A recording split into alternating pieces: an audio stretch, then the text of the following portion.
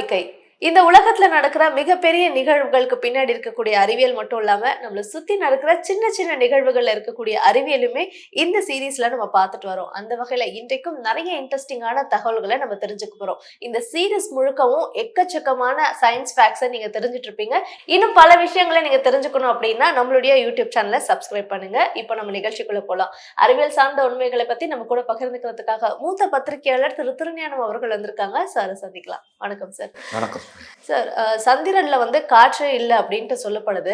ஆனா Neil Armstrong அமெரிக்க கொடிய சந்திரன்ல போய் நட்டாரு. ஆனா அந்த கொடி மட்டும் அசைற மாதிரியே தெரியுதே சார், அதுக்கு என்ன காரணம்? சந்திரனை தொட்ட முதல் மனிதர் நீல் ஆம்ஸ்ட்ராங். 1969ஆம் ஆண்டு ஜூலை 20ஆம் நாள் அவர் சந்திரனில் காலடி எடுத்து வைத்தார். நீல் ஆம்ஸ்ட்ராங்கோடு உடன் சென்ற பஸ் ஆல்ட்ரின் உதவியோடு நீல் ஆம்ஸ்ட்ராங் அமெரிக்க கொடியை சந்திரனில் முதலாக நட்டு வைத்தார். அவர் நட்டு வைத்த கொடி காற்றில் அசைவது போன்ற தோற்றம் அந்த புகைப்படத்தில் இருக்கு. இதுவே பல சர்ச்சைகளுக்கு வழிவகுத்தது. உண்மையிலே இவங்க நிலவுக்கு போனாங்களா அல்லது ஹாலிவுட் ஸ்டுடியோவில் ஃபோட்டோ எடுத்துட்டாங்களா அப்படின்லாம் சர்ச்சைகள் வந்துச்சு. பட் உண்மையில் நாசா வெளியிட்ட விளக்கம் என்ன என்றால், கொடி அசைவது போன்ற தோற்றத்துக்கு 3 காரணங்கள் அப்படின்னு சொல்றாங்க. முதல் காரணம் அந்த ஒரு ஹரிசாண்டல் ராட், அதாவது நிலவில் நடுவதற்காகவே கொண்டு செல்லப்பட்ட அந்த அமெரிக்க கொடி அது தாங்கி பிடிப்பதற்காக மேல் பகுதியில் ஒரு ஹரிசாண்டல் ராட் இருக்கு. ஸோ அந்த ராட்ல இருந்த ஒரு சிறு வளைவு தான் அந்த அசைவு போன்ற தோற்றத்துக்கு காரணம் அப்படிங்கிறது முதல் விளக்கம். இரண்டாவது விளக்கம், நீல் ஆம்ஸ்ட்ராங் பஸ் ஆல்ட்ரின் உதவியோடு கொடி நாட்டிய போது ஏற்பட்ட சிறு அசைவு. அந்த சிறு அசைவு அங்கே காற்று இல்லாததனால் அதே வளைவுகளோடு அப்படியே இருக்குது அப்படிங்கிறது ரெண்டாவது விளக்கம். மூன்றாவது விளக்கம், அந்த கொடியை நிலவுக்கு எடுத்து சென்ற போது அதை சுருட்டி எடுத்துட்டு போயிருந்தாங்க. ஸோ அதை மீண்டும் அங்கு விரித்து மாட்டும் போது அந்த சுருக்கம் தொடர்ந்து இருந்தது. ஸோ இந்த 3 வகையான விளக்கங்கள் நாசாவால் தரப்படுகிறது. எனவே நிலவில் காற்று இல்லை என்பது உண்மை. ஸோ காற்று இல்லாதது போதும் அமெரிக்க கொடி அசைவது போன்ற தோற்றத்துக்கு காரணம் காற்று அல்ல, மாறாக இந்த 3 காரணங்கள். ஒன்று, அந்த கிடைமட்ட கம்பி அதில் ஏற்பட்ட அசைவு. அடுத்து அதை நாட்டும் போது ஏற்பட்ட அசைவு.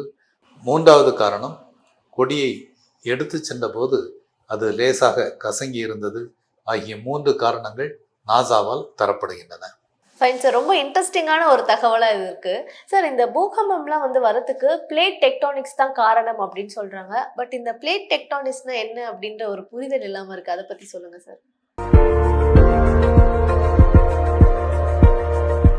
நீங்க சொன்ன மாதிரி பூகம்பங்கள், எரிமலைகள், இதுக்கெல்லாம் ஒரு முக்கிய காரணம் பிளேட் டெக்டானிக்ஸ், அதாவது புவித்தட்டுகளின் அசைவு. புவித்தட்டுகள்னு சொல்லும்போது பூமி நமக்கு பார்க்குறதுக்கு ஒரே ஒரு பந்து போல ஒரு கோளமாக தோன்றினாலும் கூட அதன் மேற்பரப்பில் ஒரு பெரிய பாறை தட்டுகள் இருக்கின்றன. குறைந்தபட்சம் 7 அல்லது 8 பாறை தட்டுகள் கொண்டது தான் பூமி. பூமியின் மேலடுக்கில் உள்ள இந்த பாறை தட்டுகளை கண்டத்தட்டுகள் என்று கூட சொல்கிறார்கள். 7 அல்லது 8 பெரிய தட்டுகள், இன்னும் பல சிறு சிறு தட்டுகள் இணைந்தது தான் இந்த பிளேட் டெக்டானிக்ஸ். பெரிய தட்டுகள் என்று எடுத்துக்கொண்டால் Pacific plate, North American plate, Eurasian plate, African plate, Australian plate, Antarctic plate, South American plate, இவைதான் இந்த பூமியின் மேற்பரப்பில் உள்ள பெரிய தட்டுகள். பூமியின் மேற்பரப்பை எடுத்துக்கொண்டால் ஒன்று நாம் பார்க்கக்கூடிய மணல், பாறைகள், கற்கள், இவற்றை கொண்ட ஒரு மேலடுக்கு கிரஸ்ட் இருக்குது.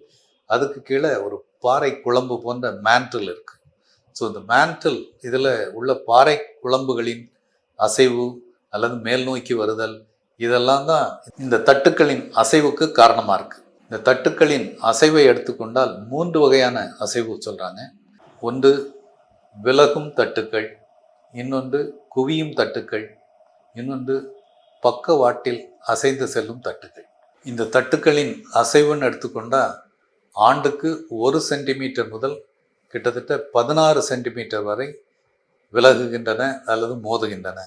விலகிச் செல்லும் தட்டுக்கள் அப்படின்னு எடுத்துக்கொண்டா ஐரோப்பா ஆப்பிரிக்கா தட்டு அமெரிக்க தட்டிலிருந்து ஆண்டுக்கு 2.5 சென்டிமீட்டர் வேகத்தில் விலகிச் செல்கிறது. அடுத்து குவியும் தட்டுக்கள் அப்படின்னு எடுத்துக்கொண்டால் இமயமலை இதுக்கு ஒரு இன்ட்ரெஸ்டிங்கான உதாரணம். இந்திய தட்டு யுரேஷியன் தட்டோடு மோதுவதால் தான் இமயமலை உருவானது.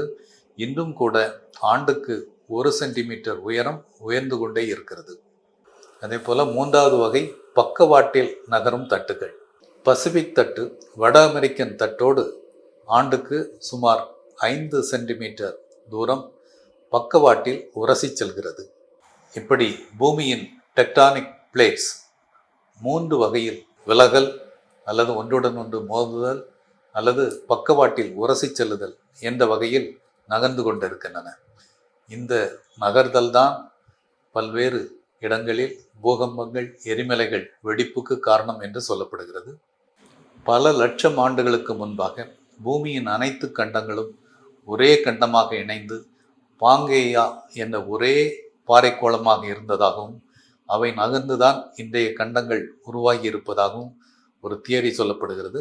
அதன் பின்னணியில் இருப்பதும் இந்த பிளேட் டெக்டானிக்ஸ் தியரி தான். ஃபைன் சார், பிளேட் டெக்டானிக்ஸ்னா என்ன அப்படின்றத ரொம்ப தெளிவாக எங்களுக்காக எக்ஸ்பிளைன் பண்ணீங்க சார். இப்போ எல்லா இடங்களிலுமே வைஃபை அப்படின்றது வந்து கம்பல்சரி மாதிரி ஆயிடுச்சு. எங்கே போனாலும் வைஃபை இருக்கா அப்படின்னு கேட்டு நம்ம கனெக்ட் பண்ணிக்கிறோம். ஆனால் இந்த வைஃபை வந்து எப்படி டேட்டாவை பரிமாற்றம் செய்யுது சார், அதை பற்றி சொல்லுங்கள். வைஃபை மோடம்ஸ் டேட்டா பரிமாற்றம் செய்வது ஒரு சுவாரஸ்யமான முறை. வைஃபை மோடம்ஸ் ரேடியோ அலைகளை பயன்படுத்தி வயர்லெஸ் முறையில் டேட்டா பரிமாற்றம் செய்கிறது. இது கிட்டத்தட்ட நாம் கேட்கிற எஃப்எம் ரேடியோ, ஏஎம் ரேடியோ போன்றது தான். ஆனால் மிக உயர்ந்த அதிர்வெண் பயன்படுத்தப்படுகிறது. ஏஎம் ரேடியோவில் கிலோஹெர்ட்ஸ் ஃப்ரீக்குவன்சி போதுமானது. எஃப்எம் ரேடியோவில் மீடியம் லெவல் மெகாஹெர்ட்ஸ் பயன்படுத்தப்படுகிறது. வைஃபை மோடமில் இன்னும் அதிக அளவிலான ஹையர் ஃப்ரீக்குவன்சி அதாவது ஜிகாஹெர்ட்ஸ் பயன்படுத்தப்படுகிறது. 2.4 ஜிகாஹெர்ட்ஸ், 5 ஜிகாஹெர்ட்ஸ், 6 ஜிகாஹெர்ட்ஸ் போன்ற அளவுகளில் வைஃபை மோடம் உயர் ஃப்ரீக்குவன்சி கொண்ட ரேடியோ அலைகளை பயன்படுத்துகிறது. வைஃபை டேட்டா பரிமாற்றம் எப்படி நடக்குது அப்படின்னு பார்க்கலாம். முதல் கட்டம் மாடுலேஷன் 0-1. இதுதான் நம்முடைய மொபைல் ஃபோன், டிவி, லேப்டாப் எல்லாத்துலேயும் இருக்கக்கூடிய அடிப்படை யூனிட். இந்த பைனரி மோட் டிஜிட்டல் டேட்டாவை வைஃபை அடாப்டர் ரேடியோ சிக்னல்களாக மாற்றுகிறது. அடுத்து ரவுட்டரில் உள்ள ஆண்டனாக்கள் இந்த ரேடியோ சிக்னல்களை காற்றில் பரப்புகின்றன. ஸோ ரவுட்டர் அனுப்பும் இந்த ரேடியோ சிக்னல்களை நம்முடைய மொபைல் ஃபோன் அல்லது லேப்டாப் அல்லது டிவி மீண்டும் டிஜிட்டல் சிக்னல்களாக மாற்றுகின்றன. இந்த டேட்டா டிரான்ஸ்ஃபர் ஒரே திசையில் நடப்பதில்லை. மொபைல், ரவுட்டர் இரண்டுமே சிக்னல்களை அனுப்பவும் செய்கின்றன, பெறவும் செய்கின்றன. இப்படி டேட்டா காற்றில் பறந்து செல்கிறது என்பதால் இதற்கு ஒரு ஸ்பெஷல் கோடிங்ஸ் இருக்குது. WPA2, WPA3 போன்ற கோடிங் முறைகள் காரணமாக இந்த டேட்டா பாதுகாப்பாக பரிமாறப்படுகிறது. தொகுத்து சொல்வதானால் வைஃபை என்பது டிஜிட்டல் டேட்டாக்களை ரேடியோ அலைகளாக மாற்றி காற்றில் அனுப்பி பெறுபவர் அதை மீண்டும் டிஜிட்டல் தரவுகளாக மாற்றிக்கொள்வதுதான். இதனால் கேபிள் இல்லாமல் நாம் இணையத்தை பயன்படுத்த முடிகிறது. ஃபைன் சார், வைஃபை மூலமாக டேட்டா பரிமாற்றம் எப்படி நடக்குது அப்படின்றது ரொம்ப தெளிவாக சொன்னீங்க.